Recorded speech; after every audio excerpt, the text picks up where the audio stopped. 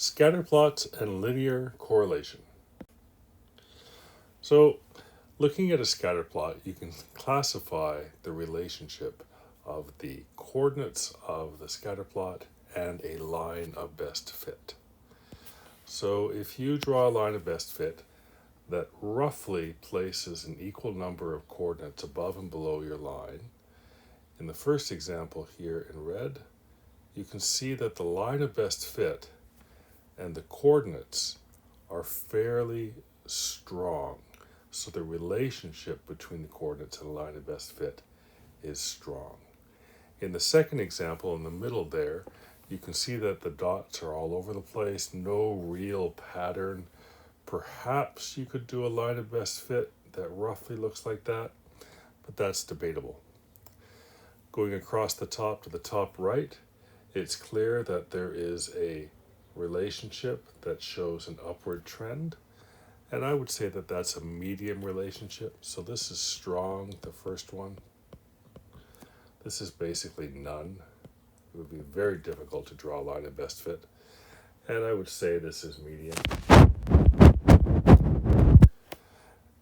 In the lower left-hand corner, the coordinates basically show you a line that is going down, and that is almost at 1 with the line of best fit.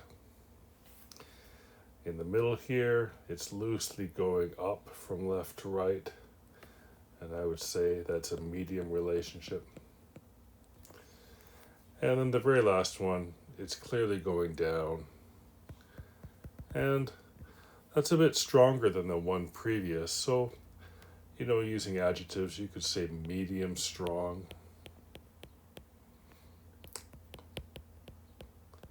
And there we go. There is the classifications of relationships.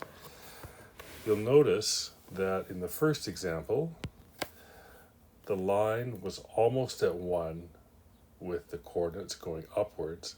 And so it's positive, it's strong, and it's nearly at 1.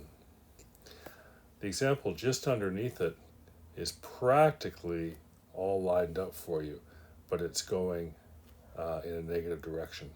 So the relationships you're going to find, the correlation between the coordinates and a line of best fit will be between all lined up and going down and all lined up and going up.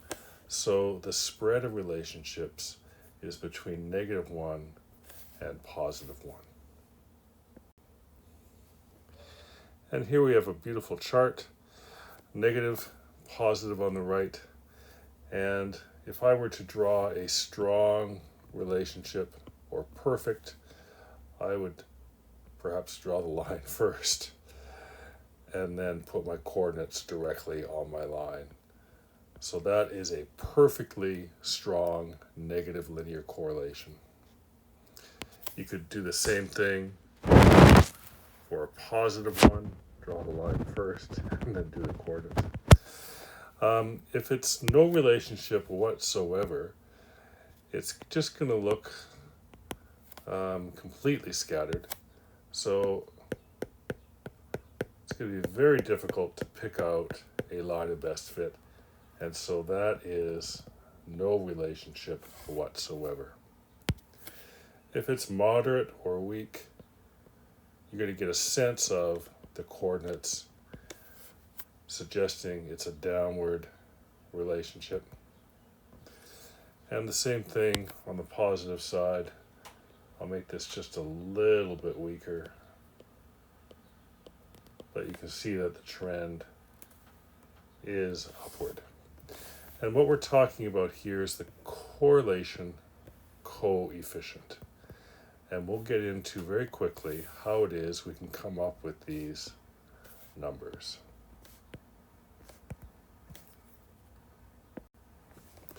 So we have a formula. The correlation coefficient formula.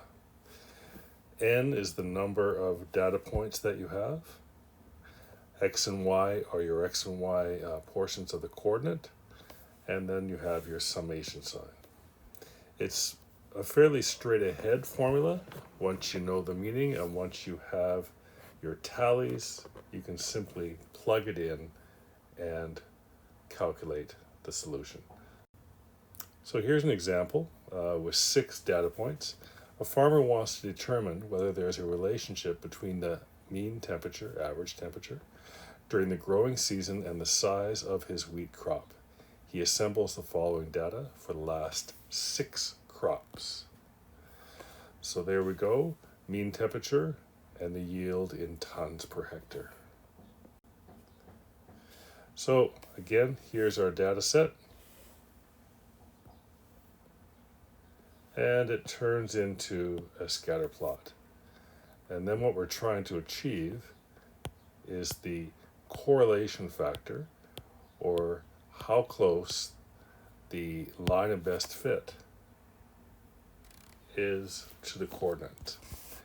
And that looks fairly strong, medium strong, but we'll figure out what the R factor is and it'll tell us just how strong the data is. And so the calculation then, so you come up with the sum of each of these columns, and then you plug it into the formula below. So you take your x value, which is 4, and you square it. 64, 100, 81, 121, 36, and you tally those up. You do the same thing for your y's, you square it, and then you multiply your x and y and tally those in the last column.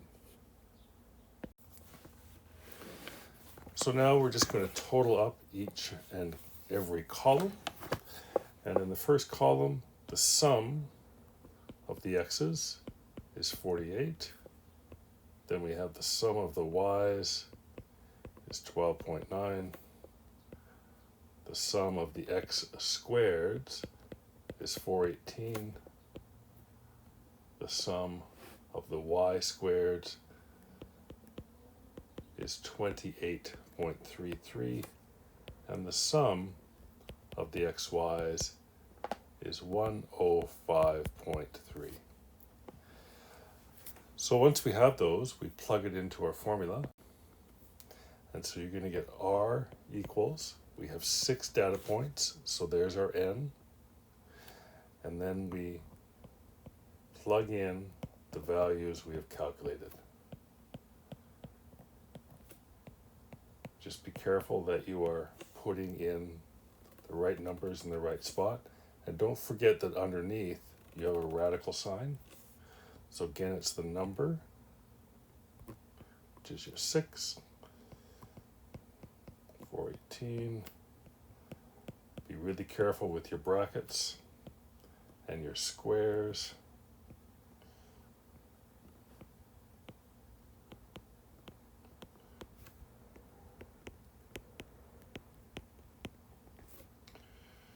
Okay, and when all is said and done, on the top it's 12.6, on the bottom it's 26.99, and that will equal 0.467.